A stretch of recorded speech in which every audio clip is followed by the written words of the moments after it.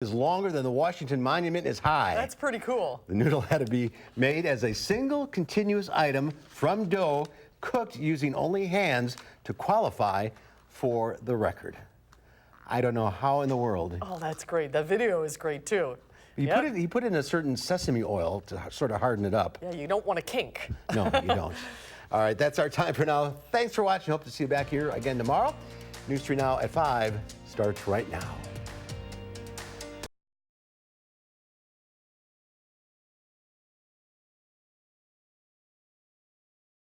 Last year is sentenced. What he's saying about his behavior at 5. Plus, the Wisconsin Marching Band is ready to make its season debut at Camp Randall Saturday. We'll introduce you to the new band director. From the Channel3000.com Alert Center, this is News 3 Now at 5. Thanks for staying with us at 5 tonight, everyone. Eric is off tonight. A 17-year-old in DeForest is facing multiple felony charges this evening. It's all in connection with events police say happened in a 4-hour window last weekend. Amy Reed joining us now from DeForest to tell us what we know about the case so far. Amy? Just about an hour ago, police gave us an update on what happened over the weekend. They told us 17-year-old Eduardo Munoz Salinas was arrested on multiple charges. Those include felony first-degree sexual assault of a child that he got for climbing into the crib of a 2-year-old. He also is facing felony burglary, as well as lewd and lascivious behavior and bail jumping. Police told us today they wouldn't have been able to arrest Munoz Salinas if it weren't for the help of the people who called it in. They saw him on their home security and called police, and that second part, actually calling police and letting them know, helped us get here. If someone captures something on their home surveillance system and doesn't do anything with it, or they observe suspicious behavior and they don't notify the police department, they have a video of a suspicious person. In this case, people reached out, they put their trust in this department, they contacted us, and together as a partnership, we were able to solve a crime and bring justice to someone in need. Munoz Salinas confessed to the crime shortly after being brought into custody. He had his initial appearance in court this morning, but police say that this investigation is going to continue as the DA looks to prosecute those charges. So they say if anyone out there has information related to this case, please give them a call. Once again, that's the DeForest Police Department. Right, back to you. Amy Reed live in DeForest. Thank you. The Madison Police Department says a 50-year-old man was mugged around 6 a.m. Saturday on Jennifer Street at South Ingersoll Street. Police say during the mugging, the victim was punched and knocked to the ground. The suspect fled with the victim's money and bag. The bloodied victim called for police and was taken to a hospital with serious facial injuries, including a broken nose. Officers arrested 36-year-old Keel Aaron in connection with the attack. He was arrested Monday morning. Aaron is facing tentative charges of robbery with use of force, substantial battery, and felony bail jumping. The Madison man accused of brutally attacking a woman on Langdon Street is sentenced today in court. A judge sentenced 23-year-old Jerome Winslow to 7 years in prison and 5 years extended supervision on 3 felony charges. Our Rose Schmidt is live at the Dane County Courthouse with what led to this decision. Rose? The judge called Winslow dangerous, and the prosecutor says the public needs protection from him. But Winslow made a brief statement himself in court saying he's made bad decisions, but he's not a bad person. He pleaded guilty to 3 felonies back in June after court documents show he attacked a UW-Madison student in February. 2 other felonies were dropped as a part of that plea deal. Documents show the victim was walking down Langdon Street when he lunged at her, punched her, and dragged her away from the road.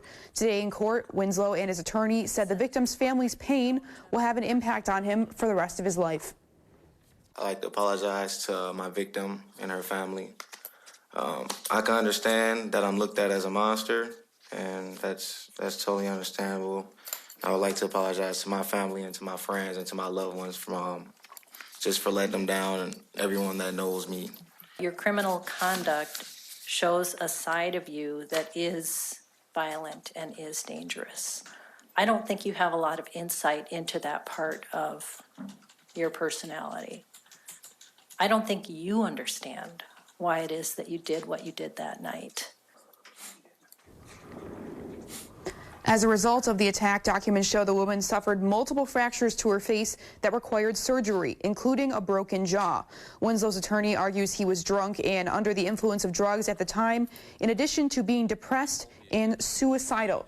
Now, the judge noted that Winslow does have close ties to friends and family, but the prosecutor said that he believed jail time was the only way to ensure public protection as Winslow's behavior has escalated over time, becoming more violent. Rose Schmidt live downtown. Rose, thank you. Let's get a look now at your first alert weather. Meteorologist Dave Caulfield is out on the weather patio. Hi, Dave. Hey, Mark. The clouds have been stubborn throughout this Wednesday, and that has kept high temperatures in the mid to upper 60s, so well below normal for this time of year. But we are starting to notice that slow clearing from the west as high pressure builds in from the north and west over the last couple of hours. So I expect these clouds to finally get out of here later on tonight, setting up mostly clear skies, maybe some patchy fog to start us off tomorrow morning. For now, though, we're looking at those mostly cloudy skies in Madison on the WISC-TV Skycam. Temperatures have been stuck in the mid-60s for much of the day in Madison, 66 in Mineral Point, and 67 in Lone Rock. Check out how big of a drop that is compared to this time yesterday. About 20 degrees cooler in some spots. So it will be a cool evening, and cool conditions stay with us overnight as well. Partly sunny skies with highs in the mid-70s by tomorrow afternoon. We'll go over rain chances as we head into this weekend in your first alert forecast in just a few minutes. All right, Dave, thanks. We'll see you in a few minutes. Milwaukee city officials are offering Bucks guard Sterling Brown $400,000 to settle his lawsuit, accusing police of using excessive force and targeting him because he's black when they confronted him over a parking violation. The city's Common Council authorized the offer today during a closed session. Brown has 14 days to accept or decline it. Brown illegally parked in a disabled spot outside of Walgreens in January of 2018. He was talking with a group of officers while waiting for his citation. Officers took him down and used a stunt gun on him because he didn't immediately remove his hands from his pockets as ordered. The legislature's Finance Committee is releasing $200,000 to help farmers deal with mental health problems. More farmers are grappling with mental health issues as the industry shifts to factory farm models, milk prices continue to fall, and President Trump's trade war intensifies. The Joint Finance Committee included $200,000 in the state budget to help farmers, but did not authorize the State Department of Ag, Trade, and Consumer Protection to spend it.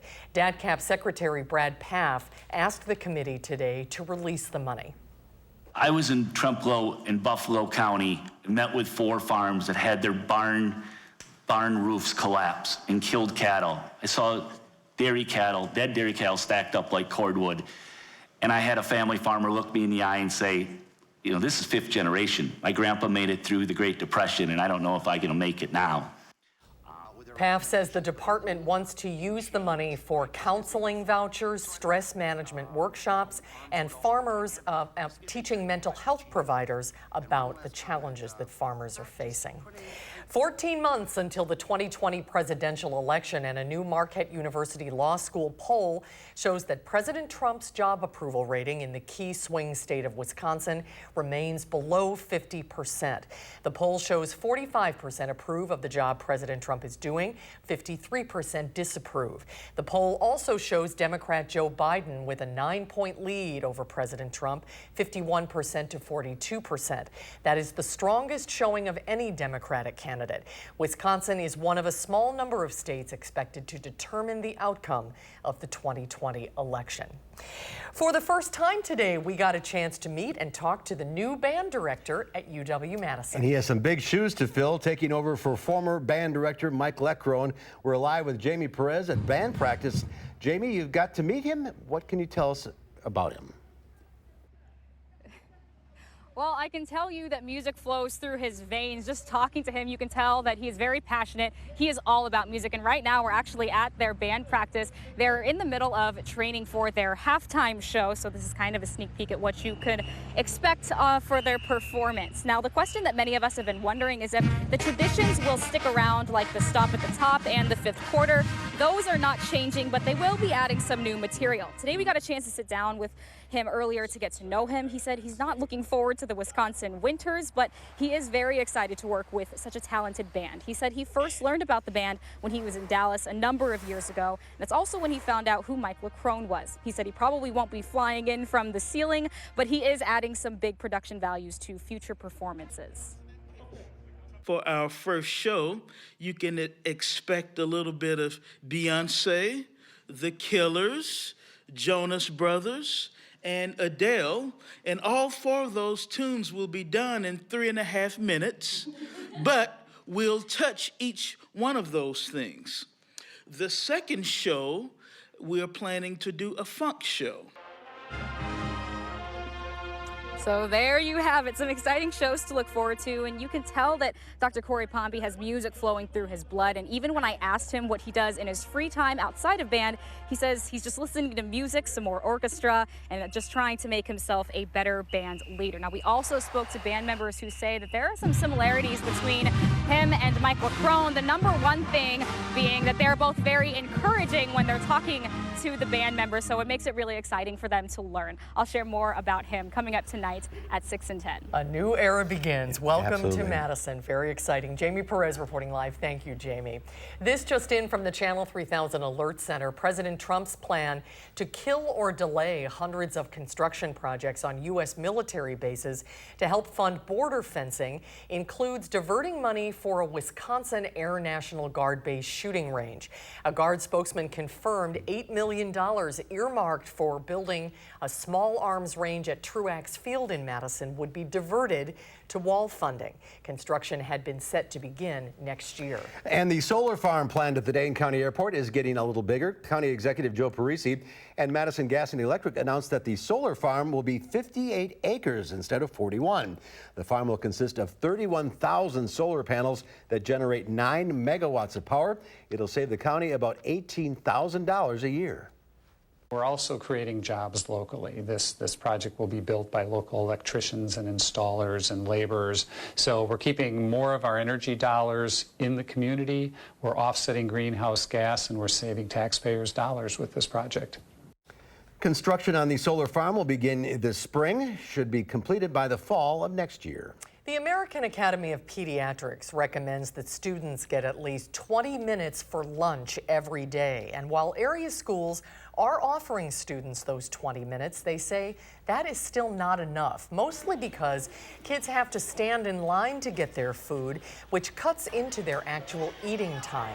This year, several Verona elementary schools are making changes on their own. One created 4 lunch lines to help speed up wait times.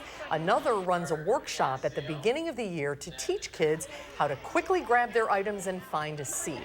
A third moved lunch to after recess so that kids will actually be hungrier and eat more quickly. Children go outside for recess, they run around, they have a great time, and when it's time for lunch, they come in quicker, they are hungrier, there's less waste in the lunchroom is quieter, and there are actually fewer kids that have behavioral issues in the afternoon or make trips to the nurse.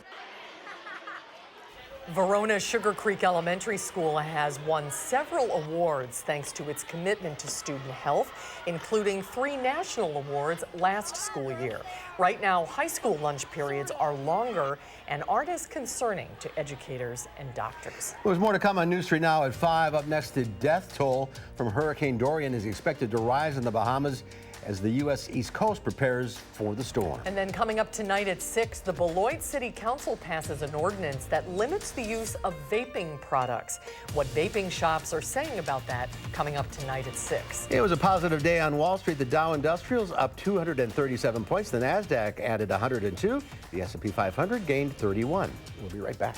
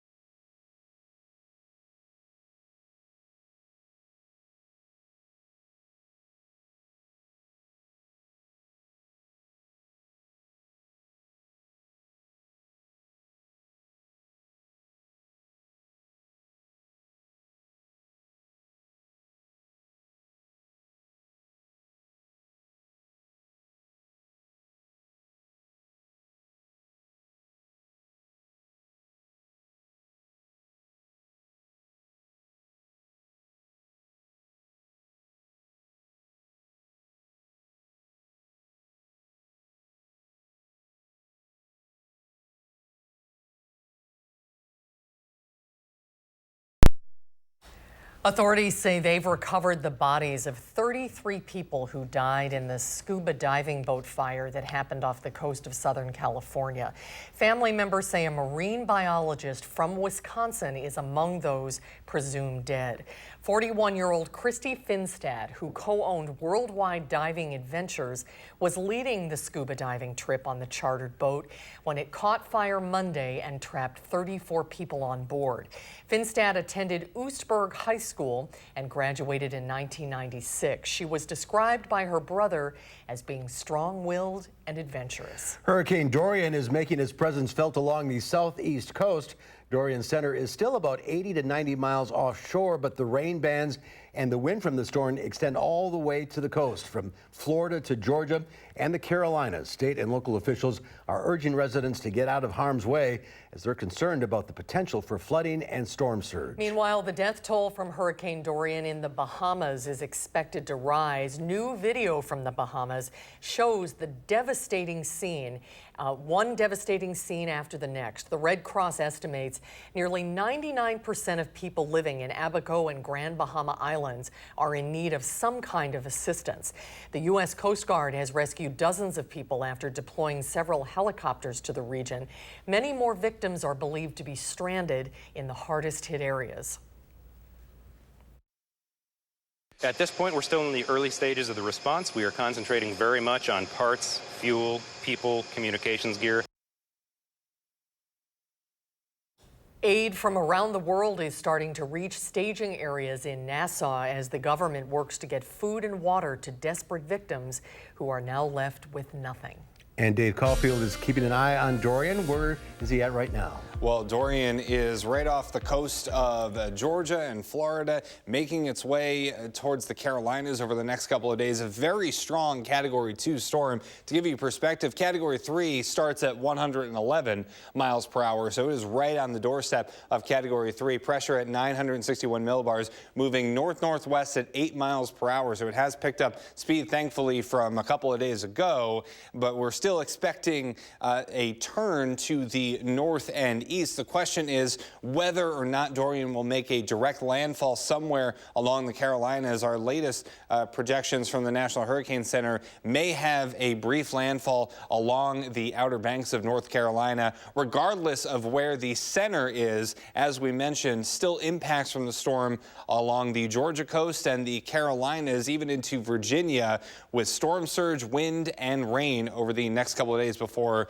finally it moves well offshore as we head into later this weekend. Visible cloud track on satellite. We are looking at the clouds being really stubborn across the state of Wisconsin today. High pressure building in from the north and west, but really it's been slow going to get these clouds out of here, and as a result, temperatures today have stayed pretty cool. In fact, about 20 degrees cooler than this time yesterday in some spots. So on Doppler track, we've been quiet through much of the day. No rain to speak of.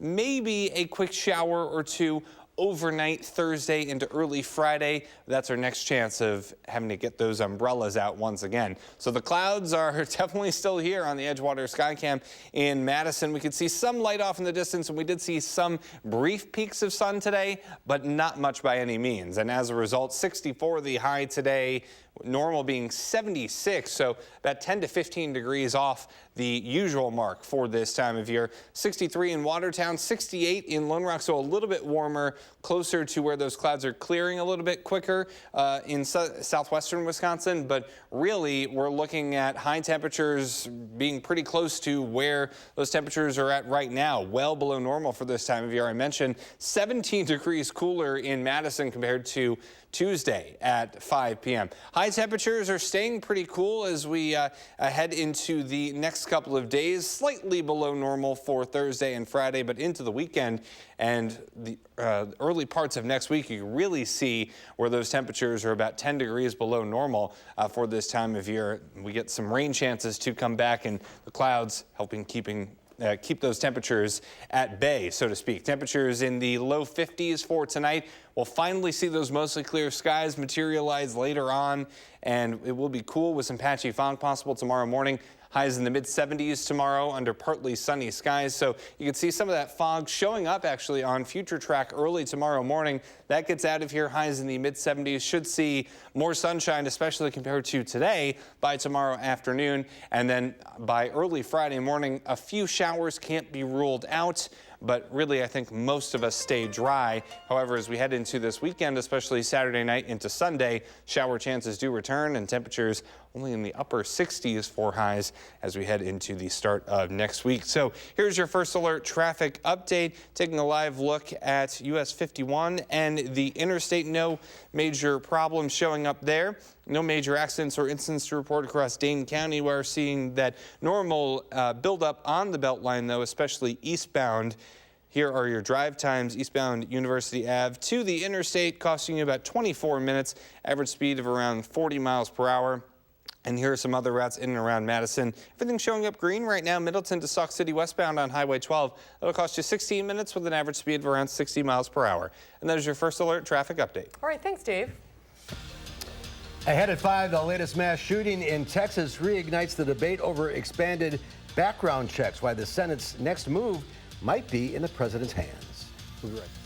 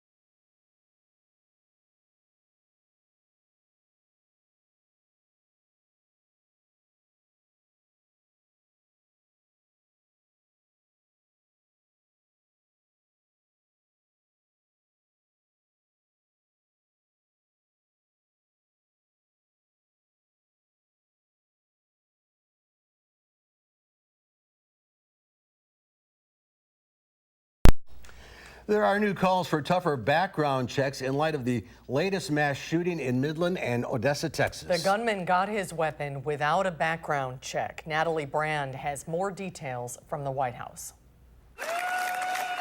Doctors, nurses, and first responders applauded as Odessa, Texas Police Corporal James Santana left the hospital Tuesday. He was among dozens wounded in Saturday's mass shooting that left 7 dead. CBS News has confirmed the gunman purchased his AR-style rifle in a private sale.